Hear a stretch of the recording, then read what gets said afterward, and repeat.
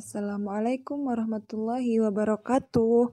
Apa kabar adik-adik? Semoga kita semua dalam keadaan sehat walafiat dan semoga kita semua selalu dalam lindungan Allah Subhanahu wa taala. Nah, hari ini kita lanjutkan kembali pembelajaran fikih mengenai rukun puasa. Setelah minggu yang lalu kita mempelajari tentang pengertian puasa, syarat-syarat puasa. Nah, pada hari ini kita akan masuk pada rukun puasa dan sunnah-sunnah puasa. Nah, rukun puasa ada 3, yaitu yang pertama ada niat. Niat di sini artinya menyengaja atau kata-kata yang kita ucapkan di dalam hati.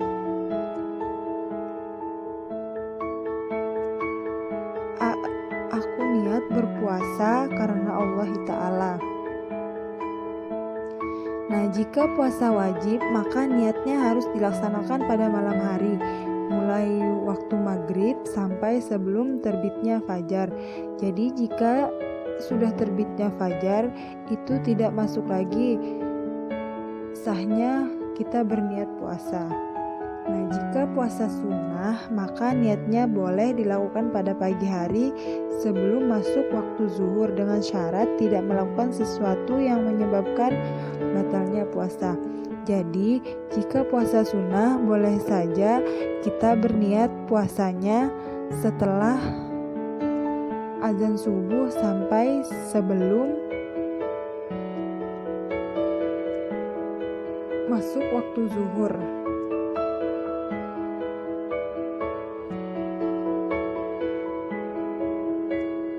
Selama kita belum melakukan hal-hal yang membatalkan puasa, seperti hadis Nabi Shallallahu Alaihi Wasallam, "Malam yujmi'is siyam qabla al-fajri fala siyama lahu."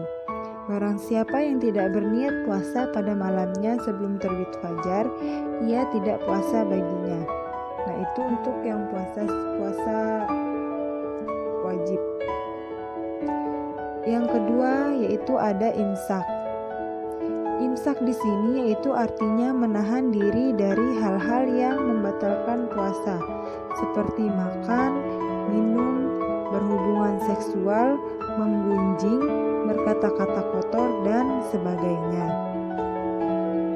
Yang ketiga yaitu waktu, yaitu siang hari mulai dari terbitnya fajar hingga terbenamnya matahari. Itu adalah waktu untuk kita berpuasa. Nah, selanjutnya yaitu ada sunnah-sunnah puasa. Yang pertama ada makan sahur. Ketika kita berpuasa, maka kita disunahkan untuk makan atau minum di akhir malam disertai dengan niat. Nah, niat tadi bisa kita baca pas kita akan makan sahur, sebagaimana sabda Rasulullah Shallallahu Alaihi Wasallam, "Tasaharu fa'anna fis sahuri barokatun." Nah, artinya hendaklah kalian makan sahur karena dalam sahur itu terdapat suatu keberkahan. Jadi kita sangat dianjurkan untuk makan sahur oleh Rasulullah Shallallahu Alaihi Wasallam. Yang kedua yaitu mengakhirkan waktu makan sahur, sebagaimana sabda Rasulullah Shallallahu Alaihi Wasallam, "La yazalun nas bi khairin ma ajjalul fitra." Umatku senantiasa dalam kebaikan selagi mereka menyegerakan berbuka puasa dan mengakhiri sahur. Yang ketiga yaitu ada menyegerakan berbuka puasa. Nah, jadi ketika kita waktu berbuka sudah tiba, kita tidak diperbolehkan untuk melambat-lambatkan membuka puasa kita. Langsung saja misalnya kita langsung membatalkan puasa kita ketika sudah sampai waktunya untuk berbuka puasa. Yang keempat yaitu berbuka dengan makan kurma atau sesuatu yang manis. Nah, jadi sunnah bagi orang muslim ketika berbuka puasa itu membuka puasanya dengan yang manis. Misalnya, kita biasanya dianjurkan berbuka puasa dengan memakan kurma. Boleh saja yang lain, tapi ini disunahkan. Seperti sabda Rasulullah SAW, karena Rasulullah SAW yuftiru ala rutubatin qabla ayyusalliya fa illam takun rutubatun fa ala tamaratin fa illam takun hasawatin min ma'in. Yang artinya Nabi SAW berbuka dengan rutab. Nah, rutab itu artinya kurma yang gemading sebelum sholat. Kalau tidak ada dengan kurma, kalau tidak ada juga beliau meminum beberapa teguk. Nah, jadi Nabi selalu membuka puasa beliau dengan memakan kurma. Jika tidak ada kurma, beliau minum. Yang kelima yaitu ada membaca doa ketika berbuka.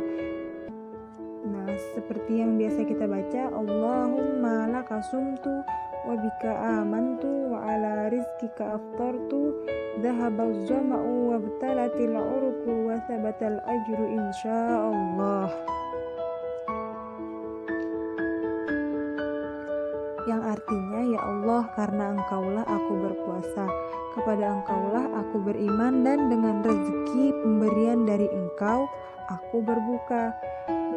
Dahaga telah hilang, urat-urat telah basah dengan minum, dan semoga pahalanya ditetapkan apabila telah menghendaki. Yang keenam yaitu memberi makan untuk berbuka kepada orang yang berbuka puasa. Nah, itu sangat dianjurkan juga oleh Rasulullah dengan sabda beliau, man fatara sha'iman falahu ajru sha'imi wala yanqusu min ajri sha'imi syai'un. Yang artinya, siapa yang memberi makanan untuk berbuka bagi orang yang berpuasa, maka ia mendapat pahala sebanyak pahala orang yang berpuasa, tanpa mengurangi pahala orang yang berpuasa tersebut. Nah, jadi kita sunnah ketika kita berpuasa itu memberi makan untuk orang yang berpuasa. Maksudnya membukakan orang puasa itu sangat disunahkan oleh Rasulullah.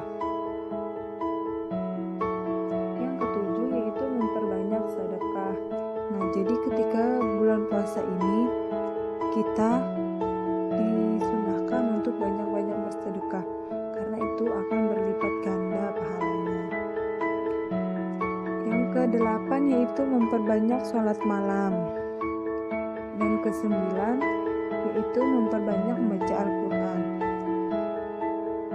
Kenapa kita disuruh memperbanyak membaca Al-Quran? Karena dengan membaca Al-Quran, karena pada bulan puasa tersebut adalah bulan di mana diturunkannya Al-Quran oleh Allah kepada Nabi. Yang kita tahu seperti pada tanggal 17 Ramadan yang biasa disebut Nuzulul Quran.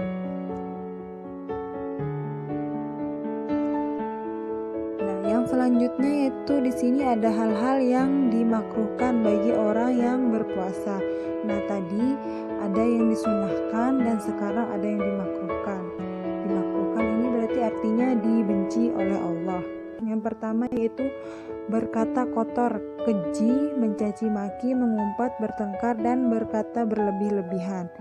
Nah, jadi kita ketika berpuasa itu kita sangat dimakruhkan untuk berkata-kata yang tidak bermanfaat. Nah, ada juga yang mengatakan lebih baik seseorang yang berpuasa itu tidur daripada ia berbicara, namun bicaranya tersebut kotor, tidak ada mengandung kebaikan. Nah, ada juga kan pernah kita dengar kalau tidur di bulan puasa itu dapat pahala. Kenapa jadi disebut dapat pahala? Karena daripada kita berbicara yang tidak baik, nah lebih baik kita tidur. Yang kedua yaitu sengaja melambatkan untuk berbuka puasa.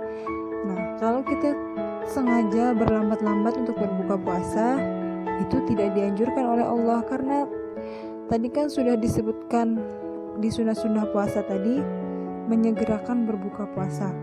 Allah tidak suka jika hambanya itu melambat-lambatkan untuk berbuka puasa. Yang ketiga yaitu mencicipi makanan. Yang keempat, bersiwak atau bersikat gigi setelah tergelincir matahari. Jadi setelah tergelincir matahari kita tidak diperbolehkan bersikat gigi atau bersiwak. Yang kelima yaitu berkumur-kumur secara berlebihan. Dan keenam, berbekam atau bersuntik. Jadi ketika bulan puasa dilarang untuk berbekam atau bersuntik, karena itu kalau bersuntik memasukkan sesuatu ke dalam rongga di tubuh manusia. Nah, mungkin cukup sekian untuk materi hari ini. Wabillahi taufiq wal hidayah. Assalamualaikum warahmatullahi wabarakatuh.